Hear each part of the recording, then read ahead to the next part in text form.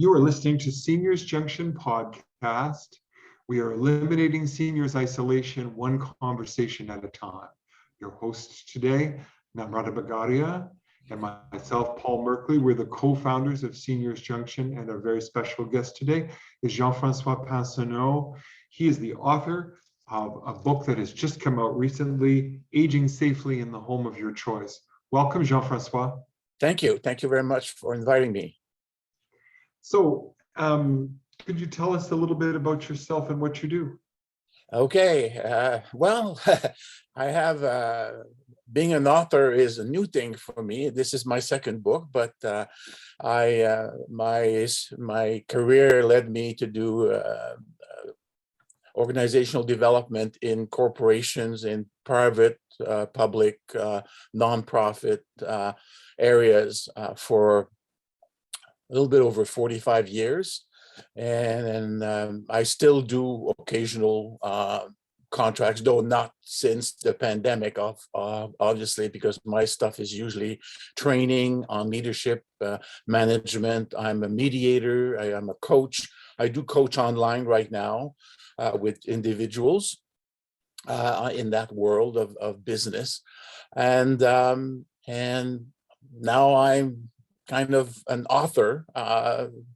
The pandemic prompted me, as I was observing what was happening with seniors in Canada for sure, and around the world. I decided that because I had experience, I took care of my mom. I was the principal caregiver to my mother for 14 years, 10 years in her own home, and then 4 years in my home.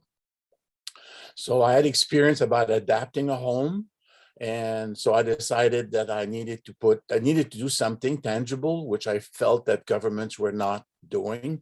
And so I set out to write a book about for helping seniors to stay in their home if they so wish, for as long as they will, they possibly want to.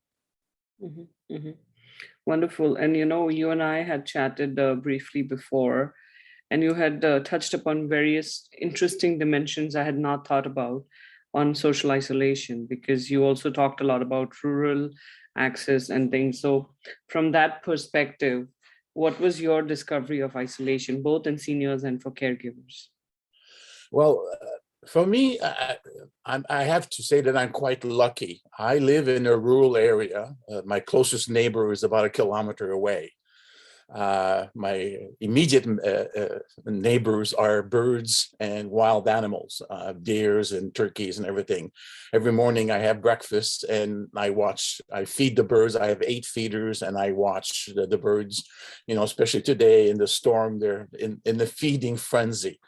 So because I have a large property and I interact like in Zoom and by phone with friends and family, but for me, what helped me a lot with isolation is that within a few months after the beginning of the pandemic, which was March of 2020, by June, I just couldn't handle it anymore. I had to do something. So that's when I set out and said, okay, I got to do something. So I started pulling together my own ideas, my own experiences that I had done with my mom from my first book, Lasting Touch, but also starting doing some best practices around the world. What's happening elsewhere? And in Canada, of course, and who's doing what and how is it being done? And so I did a lot of research. And the previous to the pandemic, I had also, for my first book, had been meeting seniors in groups. I was joining seniors groups, and I was going presentation to share my knowledge about how to adapt a home to make it more comfortable and more senior friendly. And so as far as isolation came, is that I was so focused, and I gave myself a year. So from June 2020 to June 2021 is when I was working on that, and to to give me a break, I would be outside in my garden. I would go for a walk. I cycle. I exercise in my garden. You know, I would get lost in my garden because I have a 2-acre garden, flowers and all sorts of things. So for me, I was lucky. I don't live in a small apartment or condo. And so, and then I kept close with friends and family through various means. I only went out once a week to get groceries, and that was it. It was tough, but my goal of writing a book as a resource for seniors became my purpose. Mm-hmm. So you took a project-based serious leisure approach, Paul. That's what I would say. I would too. I would too. That's great. And Jean-Francois, you mentioned something also before, and you mentioned one of your friends moved in with you, right? And that was the other thing that happened in the pandemic, right? Yeah. Prior to the pandemic, I'm in my 70s, so taking care of a large property and a 2-acre garden and the grass to cut and so forth. And I heat the house with wood. I have 2 wood stove, one upstairs and one downstairs. And so, getting the wood, cording it and so forth. So I fell at one point just before, the onslaught. Actually, it was in 2020. I was cording the wood and I fell off. And I didn't break anything, but I bruised a lot of things. And my friend was coming to help me before on weekends when he was off, he would come and cut the grass and, especially in the spring to clean, pick up all the broken branches from the winter and so forth. Unfortunately, the pandemic for him, everything shut down and he lost his job and he was struggling to pay his rent and so forth. And so I thought about it, and because I have a spare room in the basement that could be transformed into a bedroom and quarters and so forth. So I offered him and he accepted because of, and so in exchange for, helping me out in various aspects of like, cleaning the house and we have an arrangement when he cooks, I clean, and if I cook, he cleans, and he has his own quarters downstairs. I have my quarters up here, but we have the rest of the house that we share. And so I wasn't alone. I had thought of selling the property when I started struggling with everything to do, but I didn't, and I'm glad I didn't, because having a place to go, like a garden and a place to go walk and in the woods and everything, and all of the, wild animals that are around, it really helped with the isolation, because then there was somebody that was in the house during certain hours of the day and so forth, and helped me out with certain activities that were more challenging for me. Mm-hmm. Yeah. You go ahead. No, go ahead. I was going to tell you. Go ahead. What is your vision for tackling the problem of social isolation? One of the things that I spoke about in my book is, especially when you have only one person, one senior, and sadly, it tends to be more women than men because men die earlier.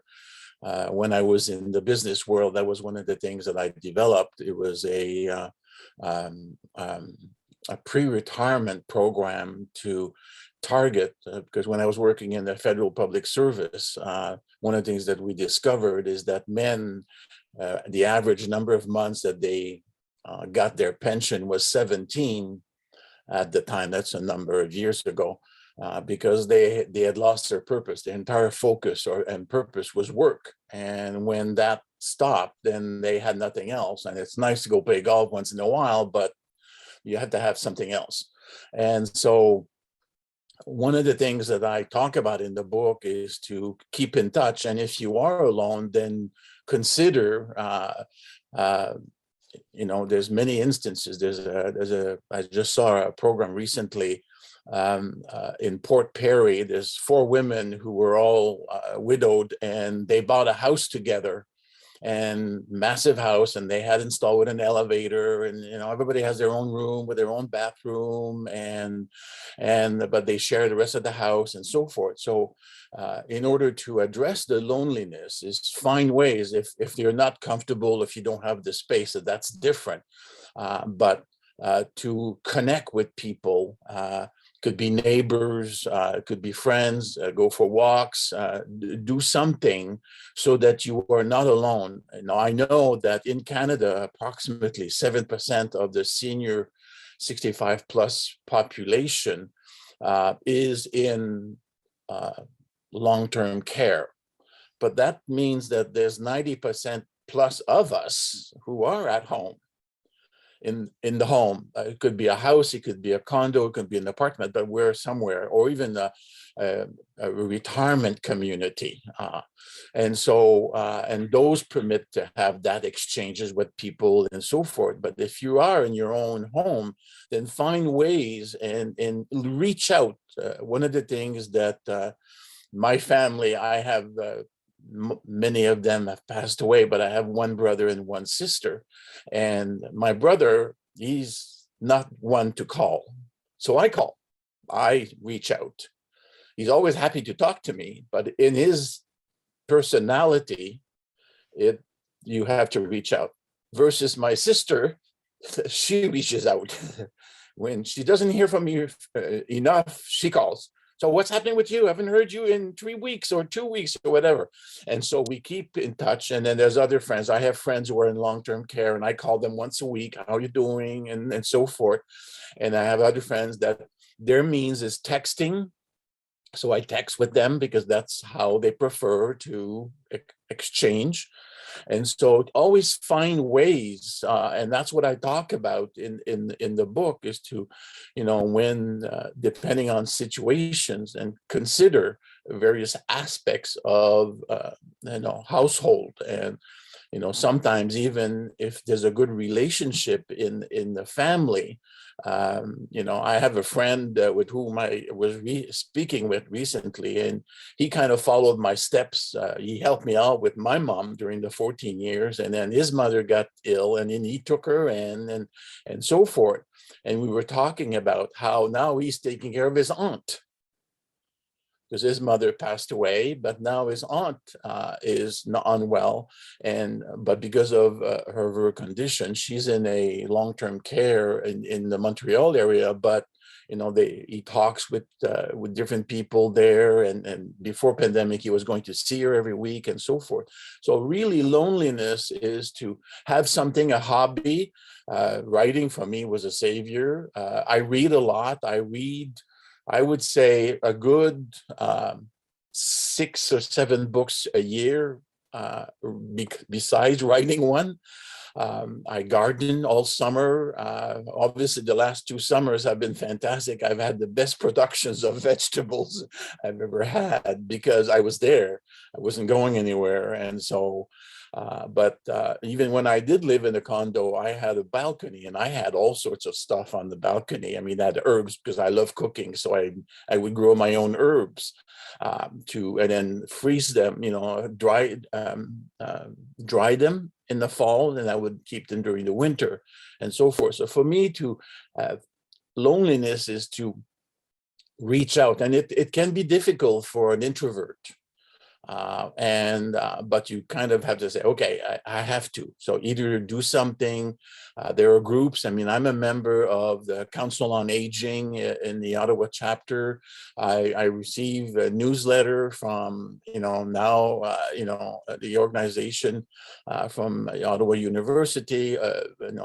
McMaster University has a seniors portal, and I get all these newsletters because I read what's going on elsewhere, and then I put blogs up on my website that what I'm discovering. Like recently, I discovered these home sharing. There's a company called Home Share in That's where I got the idea for the Port Perry ladies.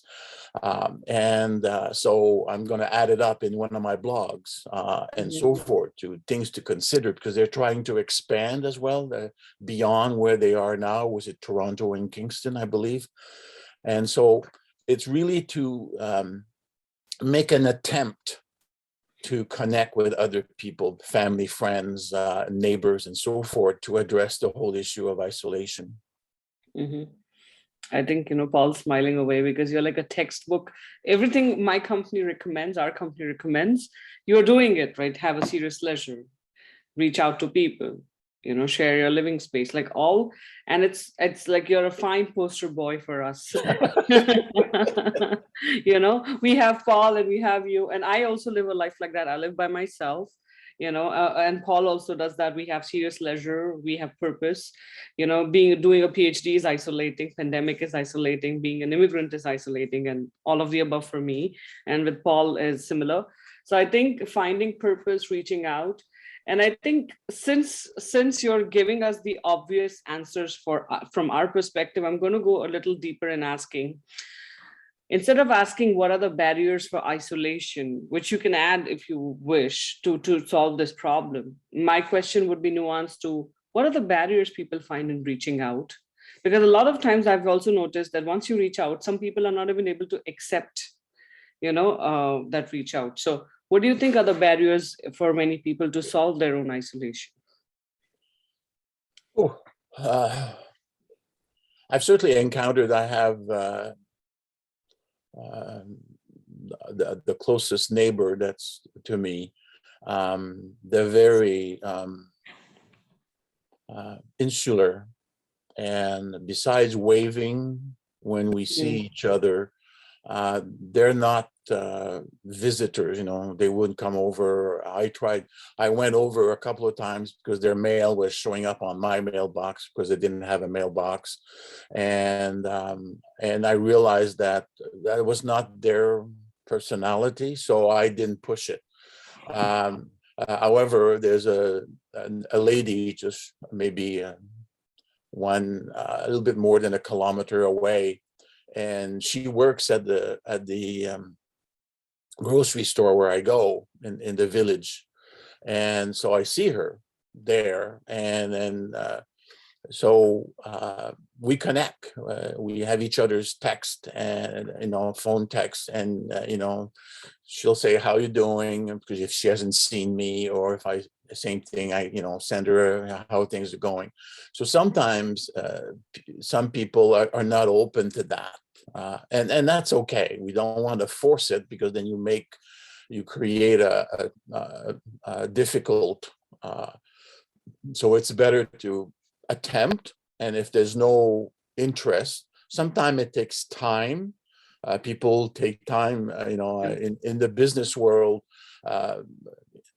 Often, when you're in a company, you're new, and I would always, when I was in the power to do so, my area is learning and development and so forth, and so I would set up orientation programs and to get new people come together, and then I would do exercises or games, if people will call it, but they have a purpose. The purpose of the exercise, and I had one that called the jungle survival, and the context is they were in a plane and they crashed plane. They're all alive, but the plane can't go anywhere, and in the belly there are parts for helicopters, because I used to work for Bell Helicopter, Bell Textron in Montreal. They built helicopter, and then so they had to build this helicopter before the monsoon. And so you get people to build a helicopter the best they can. And then so you get people. So sometimes it takes a while. And then after that, you would see these same people in the cafeteria having a coffee together. So sometimes it may take a little while to get comfortable when you're reaching out, and don't expect to have the welcoming, with open arms the first time. And that's okay. Just make it sure that people say, well, if you need anything, please let me know, and I'm here to help. Just leave the door open, and so forth. So, and sometimes it may not work. Like I said, that particular neighbor, I know they're teachers at the university, so they probably have enough on their head and in their mind and in their role that when they're here, because they're usually in their home in the city of Ottawa, but they come here every now and then. I think it's more of a getaway, and then it's a summer resort and so forth for them. And they're pleasant, but they're not, oh, let's get together for coffee. That's not their style, which is okay. It's not everybody's style. Yeah. I think as you were telling me, I had some of my own examples come up, and certainly Paul also has cracked a few codes out there, right? I think one thing that takes a lot of ego management on your part if you're the one reaching out, because sometimes you could be, why should I always do this kind of a thing? So you need to do it for you, not because somebody asked you. Like, it has to be something natural. But there's an interesting story I would add is when I trained in healthcare, right? So medical, I don't know about all doctors, but at least from India where I am, it's very chatty. It's very chatty because you're collaborating all the time, right? With the nurse or with somebody. So it's a little chatty way of working versus an engineering lab is more quieter. Mhm. So when I worked in an engineering lab, sorry, it's so dry. It took 1.5 years for someone to open up. Paul?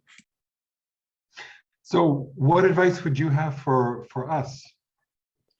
Well, I know there are organizations, I guess many of us prefer to be not in the general public, given the current circumstances. So there are many groups that are online. Like for the men, for instance, I know there's a chapter of the Men's Shed in Ottawa. It's an organization that was created a number of years ago, and people get together. They used to get together physically, but now they have stuff that happens more or less remotely.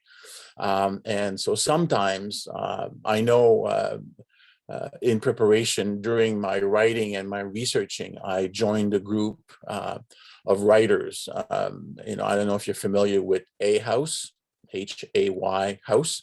And in joining with them, then you have access to the writing community. So every month we have a webinar, an hour and a half. The first hour is the two hosts are taking questions from all of us.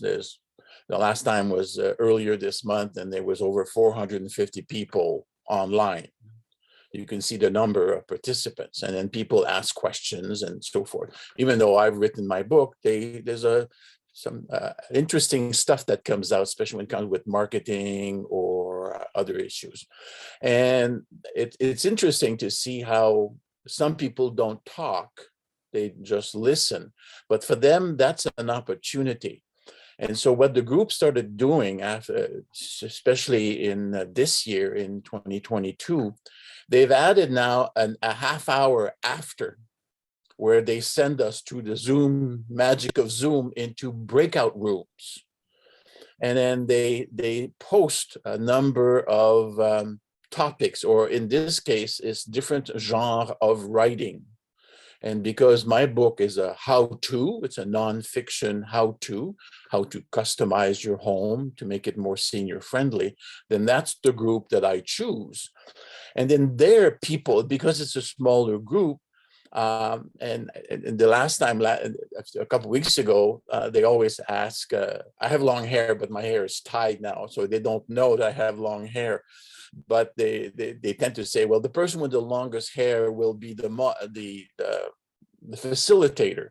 And we had this fantastic lady who just took it on, and she said, okay, there's, I think there was 16 of us, and we half hour, here you got 3 minutes to tell us all about yourself and so forth. And she kind of made everybody talk and share what they were working on. And at first they were a little bit, well, I'll wait, you go and so forth. But eventually everybody did. And for me, that's good, because as an extrovert, if I take the microphone, as you probably figured out already, I don't let go of it. But it's very good for the people who are a little bit more shyer or not used to doing that.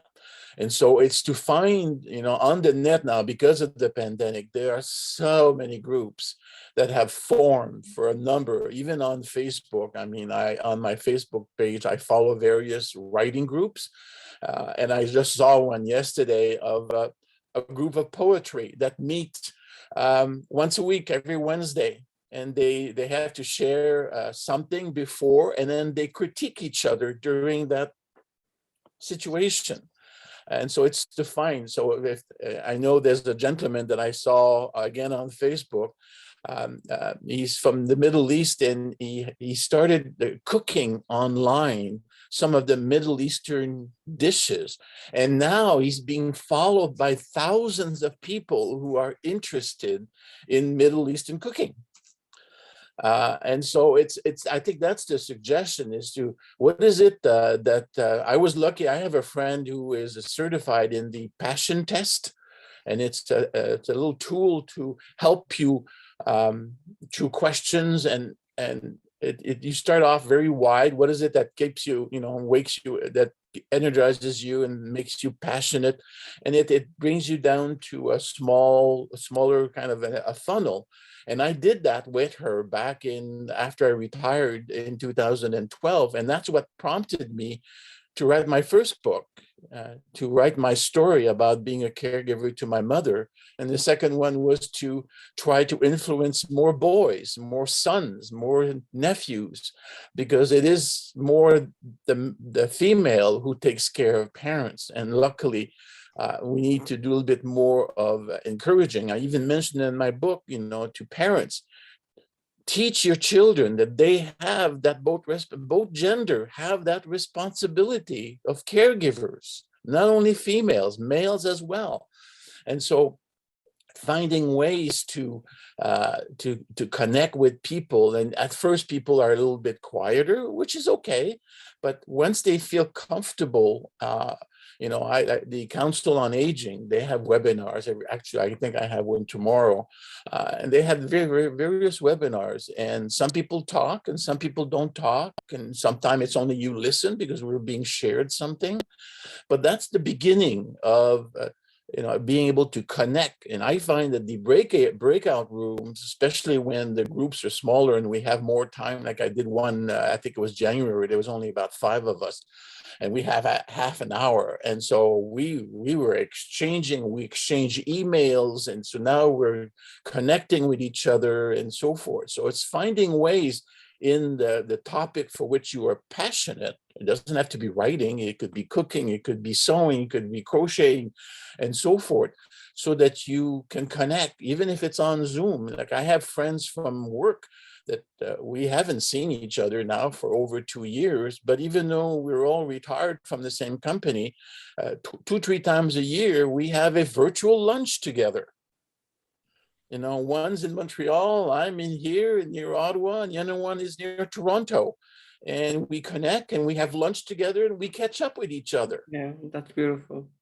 Yeah, I think it just warms my heart. That's the idea of Seniors Junction, is to have virtual learning circles, right? So you come, you find a topic. I think I would love to, if you are still connected with the friend with passion test, see if we can actually test it ourselves. And if it's good, we could actually collaborate with her using that tool, because we have another tool for connectedness to see how much connectedness deficit you have and how you can build your own.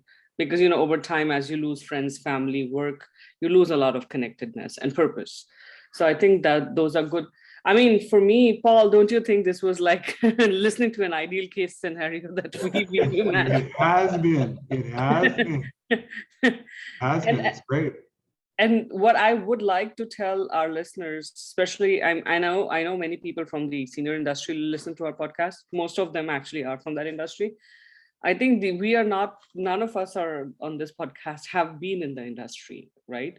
But we've had our own lives at isolation. For me, it was because I'm a public health worker. So, working in Afghanistan, working in rural India, remote areas, I had to live with isolation and moving here and there. So I learned how to deal. So when pandemic happened, like you immersed yourself in book writing, Paul and I immersed ourselves in podcasting. So I have recorded more than 100 podcasts in 2 years. Wow. So it gave me purpose, and I met so many people living where I was on a student budget, because PhD, the community was your lab, and when you're not there, how do you like, if I don't see anybody in the whole day with my topic, how does that work? So I think what you're saying is so refreshing. And what I would like, at least with Seniors Junction, is this is within everyone's access. Like, this way of living is within everyone's reach. It's just through your book, like, simplifying it for people, like, because sometimes it seems like, okay, this person can do it, not me. It's always that divide. And I want to bring that closer through what we do and say everybody wants, like, the idea of Seniors Junction is to empower you to live your best life, not just attend our circles. Yes, that's a means, but that's not the end of how your aging should be. And so, Jean-Francois, if people want to find you, find your book, find your website, how can they find? Well, my website is under my name. So it's Jean-Francois Pinsonneau, one word, .com. JEANFRANCOISPINSONNAULT.com. I'm just doing some modifications now that I have the book that has in hand. I am, because before it was just reserved, now I have them. And so I have to do some modification to my website. And March I will do a soft launch. If it's a long French name. So if you just look under aging safely in the home, but aging is spelled with the Canadian spelling. So AGEING. Because the book is written in Canadian English, and it's also in 16 font, because my target group is seniors. I want to help seniors live as long as they can in the home of their choice, regardless of what type of home. And so that's another place. And during the month of March, I will be offering a 30% off. There'll be a code on my website. And I also have a monthly newsletter that comes out during the new moon, which is the first, this March is March 2nd. I'm opposite to the full moon because the new moon is a time to re-energize and look at things differently. So I have a newsletter, and in each newsletter, I always put 10 or 12 of the over 200 ideas I have in the book. I give some ideas of things room by room, like the month of March will be living areas and so forth. This month was the kitchen, what you can do in the kitchen to make it more comfortable. So during the month of March, there'll be a special for seniors. And then it's being done in being translated right now in French. And hopefully the French version will also be available within the next few months. My intention is to do a full launch, an official launch with both versions, English and French, in mid to late May, just in time for Seniors Month, which is the month of June. And the idea is really to get it out there. I've identified some 50 influencers or seniors groups, various media groups and so forth, like CARP, for instance, to get them interested and to let seniors know what they can do. That they can do at home, often with the help of a family member or a friend, because some of the stuff, I'd say probably 30–40% of the suggestions have no cost. Things like, for instance, area rugs. Area rugs are the main cause of falls in the home because they're slippery. They're small, you're walking too fast and so forth. So either you remove them or you get the hardware store double-sided sticky tape, and then you tape it so that it doesn't move. The preference is to remove it. And so there's many things that people can do, even in the kitchen, for instance. Because of my OD, organization development world and practice, I've developed 9 tools there are in the book of things to do. And the first one is an assessment of what do I like about my home now? Physical, social, geographical. And then once you've done that, what is it I don't like about it? And then there's a point system that I explain how to do it. And it gives you an idea of, do I want to stay there? Yes. Okay. So then read all the next chapters of what you can do to make it more senior friendly. If not, then even that I have chapters, if I decide to move somewhere else, something smaller, something more accessible, more convenient, here's the things to look at. I give an example because I got stories all along the book.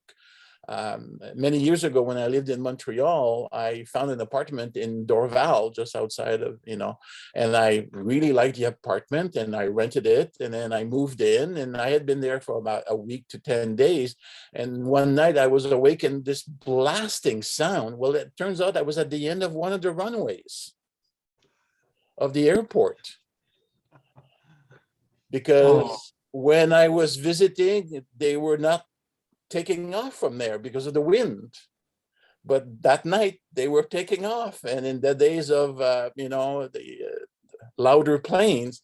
So I suggest if you find a place, go during the day and go during the evening, because they could be a garage there, like a bus garage, or they could be a bar which is open till 3 o'clock in the morning, or the lights are on and it's just daytime almost. So I give these ideas of, well, consider this, consider that.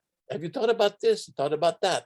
There's over 200 ideas and tips that I experienced myself, many of them, and those that I found that I was looking at, that I found from other people. And also I met, while I was doing presentation for my first book, I must have met, I did presentation from Ottawa to Vancouver, even in Mexico. I was on vacation in Puerto Vallarta, and there's a coffee shop there / bookstore.